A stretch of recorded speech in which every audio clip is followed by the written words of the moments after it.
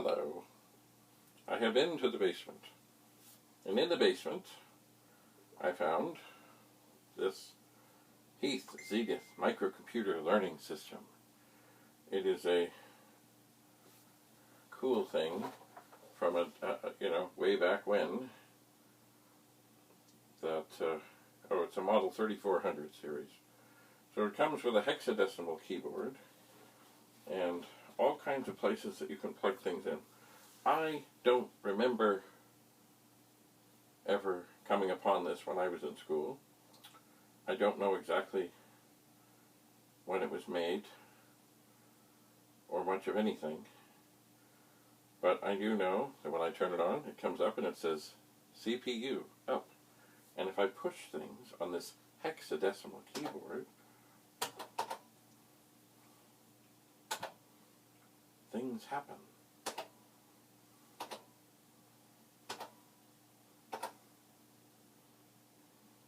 They do.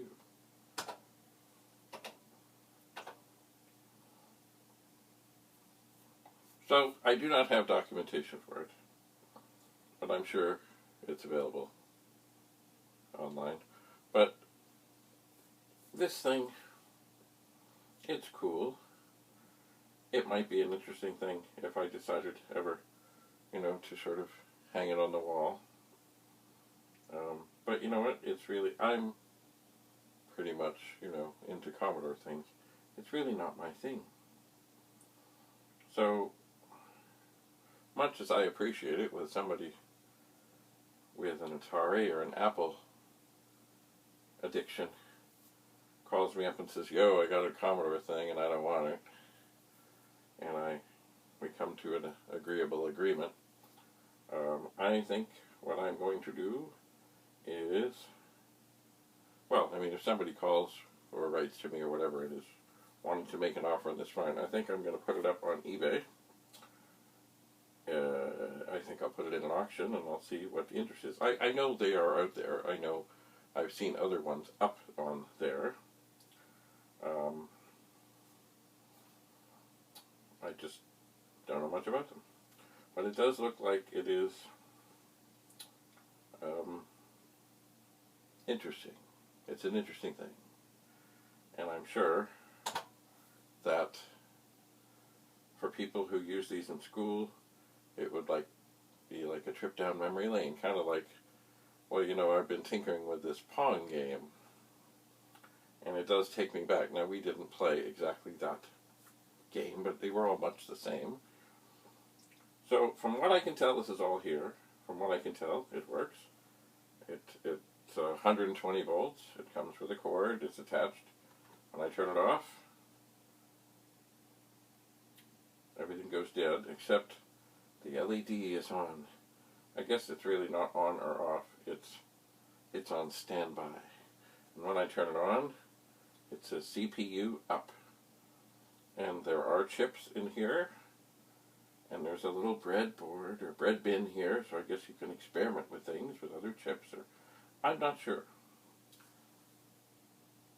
But it's cool. It is. So, but it's just not my thing. It's not my thing, but it is beautiful. So, yeah. And from what I remember, I believe I was at an auction some years ago, and there was probably a bunch of stuff, mostly Commodore stuff, and this came with it. So I've kind of cherished it and kept it safe and thought, oh yeah, that's cool. But it's not my thing. It's just not my thing. So I'm just trying to think if there's anything else that I can say about it. CPU up. The CPU is there. There's lots of, there's a thing here called the key buffer. I guess that's probably a little RAM chip. Address buffer, control buffers, binary data. I don't know what goes on here. Oh, there's RAM. There's some RAM. So I would suspect, being that this came from Heath, well, this is Heath Zenith, but it's really, Heath Kid or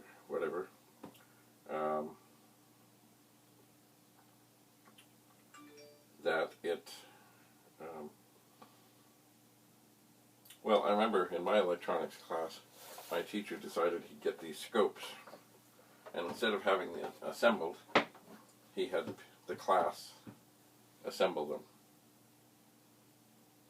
I'm not sure if this was the wisest thing. Anyway, I believe these things came in kits, and maybe part of the learning was in putting and assembling the kit together. Maybe, possibly, maybe. I don't know. Anyway, so here it is, a Heath Zenith Microcomputer Learning Center Model 3400 series. And if you're interested, even though this is not a Commodore thing, I think I'm going to put it up on eBay as an auction in my area, which is called COMMODORETREASURES. And we'll see what happens. We will. Anyway, I have many more things to do, including, I don't know if you, well, I really haven't filmed here in a while, but this whole area was, of course, full of stuff. Right now, it just has an 8032. Ooh, look. It has the front bezel. That's an interesting word. I like the word bezel. I don't know where it came from, but anyway, bezel. From an Amiga 1000, which is perfectly glorious condition. As I go through things, who knows, maybe if I don't have one to put that on, and I may not, because I believe years ago when I had a computer store, I ordered this to replace something, and maybe the guy didn't come back. I don't know. Anyway, there's also, there's a bus card too. I need to go through my box of accessories that I found the other day and test them out. Anyway, this table here was very full, and it's not empty yet. There's also, there's a Super Pet upper board. That board is currently up for sale on eBay. I'm trying to think. I don't remember if it's in I think it's in an auction. Anyway, I don't have the things to hook it up, but I know that when I tested it before, it was fine. There's also an 8032 here, which doesn't have the keyboard in it, and it's a little slow coming up, and I got to investigate that. Anyway, I'm working on getting areas clear that I can have a setup where I can test PET things, where I can test 64 things, where I can test VIC things. So this table is quite a lot better than it was, because just yesterday it was sort of, about that high in a variety of things. Some of them computer related, some of them not. So I am making progress. Anyway, I don't know what I'm going to put here. Maybe this will be a setup to test. You know, if I had a monitor, just a 1701 or 1702, I could pretty easily test VIC-20s or 64s here, I guess 128s as well. And also monitors. You know what? I've got monitors. I've got an assortment of monitors. So, I have things to do. Many, many, many things. Oh, I got a message. Someone is asking me about my hat. And I did answer in the text, but I'll tell you about it. What does it say here? It says made in USA, one size. Anyway, you know, in watching historical things, I always like this hat. I don't know why. And there was a fellow I knew through a three-wheeled motorcycle organization I knew who wore a hat like this, but he didn't know where to get another one. So, you know, for many, many, many, many years, maybe 40 or so, I was like, oh yeah, cool hat. And it's funny, after I got this, and I got this at a place called the Kinmount Fair, which of course, fairs like that just have vendors, a lot of them who just come in, they sell their stuff, they go home. So this wasn't like some specialized, like, thing. It was like he was a hat guy. He had all kinds of hats. But when I saw this, I said, oh my, it's there. I got it. Now, it used to have like two, I don't know if they were swords. I don't know, it was a cheap pin thing. And I've had other pins on this and such. And I've used it in many, many, many television shows. And you know, I think in some ways the hat has got me work on television shows. Because I remember I sent like a headshot in to a show initially. And they said, yes, we want you. And that was the audition, just sending a picture. But they did say, bring the hat. So, did they want me or the hat? I don't know. I do know that recently I was on a show. I won't say the name, because they don't like you to say the name. But I was supposed to look like a person in a gun show.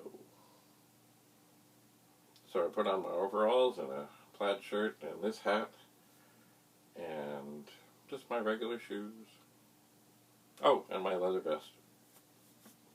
And I went down and then I presented myself to the wardrobe people and I said, and they said, you're perfect. And the funny thing is, I was scheduled to be there at 6 o'clock at night, which means that I think I was supposed to be in the later scenes. But when they got a look at me, and I was right ready to go, I was, as they would say in the business, camera ready. They sent me quickly downstairs, and I think I was in the scene before I was really scheduled to be in, because there was apparently people who went in at 3 o'clock. But a lot of people took pictures of me, and one guy came up, in all seriousness, he said, how long did hair and makeup work on you? And I just said, and by the way, of course, I was wearing a mask and goggles, because the TV and movie sets are very, very careful about anything to do with COVID these days. I just smiled, which he could probably see in my eyes, and I said, not 1 second. Because when I go to a show, if they, you know, as long as they give me an idea what they want, and I have what they want, or I think I have what they want, I try and arrive perfect.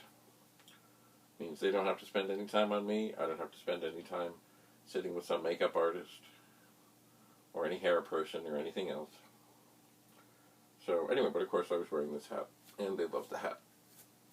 Everybody loves it. But some people, I remember once I worked somewhere, and there was a fellow where I did the same job as me in another school, and he looked at it, and he, I think, had the inkling that maybe by wearing it, because, like I guess it was somehow, he thought it was maybe racist, because it might have been something to do with the South and the Civil War, or something. And I just said, look, I've always liked this style of hat. I don't know its history, I don't know its whatever. Mind you, I suppose, you know, is that a good excuse? I don't know. Anyway, I did take the little emblem stuff off the front. Mind you, it was kind of cheap and cheesy, and it really didn't stay on very well anyway. But I've always liked the style, and I really haven't, I don't know what it's really called. I don't know, to even look at it online. But I tell you, I remember there was a scene in The Karate Kid, maybe 3 or something, where they're over in Japan, and they're doing this cute little ceremony, and in the midst of the ceremony, the little fire candle, whatever thing they've got going, blows out, and the girl gets all like, ah! And that means like there's a hurricane coming. Well, this hat's pretty heavy, and you can adjust it in the back. I wear it nice and snug. But if you're outside and the wind is blowing, and this hat gets blown off your head, you know there is some serious weather coming. So, beware. Anyway, enough of that. Watch online or write to me. Maybe I should include this. in my comments. My email address is I'll just say it, Dr. period. No, I better spell it. It's dr.bradleyphotography@hotmail.com, which is Dr. period, and then BRADLEY, photography, just the way it's normally spelled, @hotmail.com. If you're interested, drop me a line. Otherwise, see you on eBay. Yes. Alright. I have to figure out what I'm going to do with this lovely, mostly empty space. And I have to get back to the 9090 project. I've been kind of puzzled by all of that. I have. Puzzled. Anyway.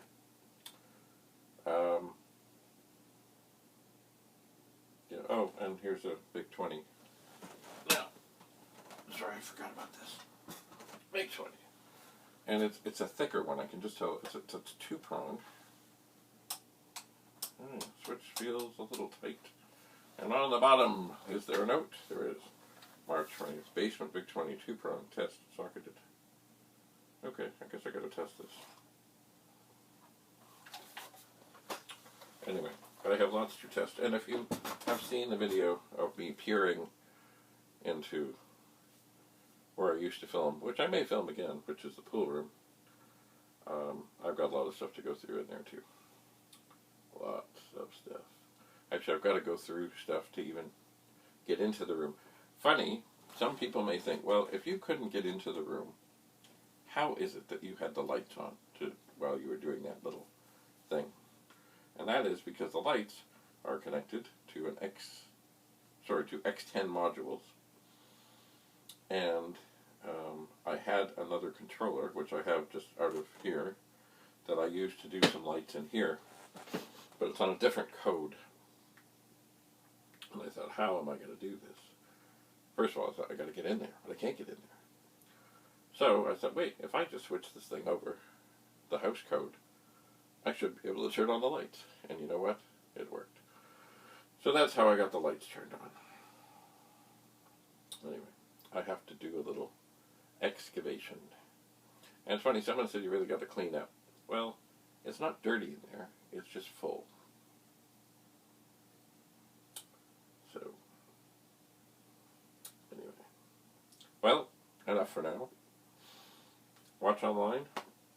If you've been wanting to relive maybe your childhood horrors of electronics class in school, the Heath Zenith Microcomputer Learning System is right here. And soon, it could be yours. Until we meet again, thanks for coming.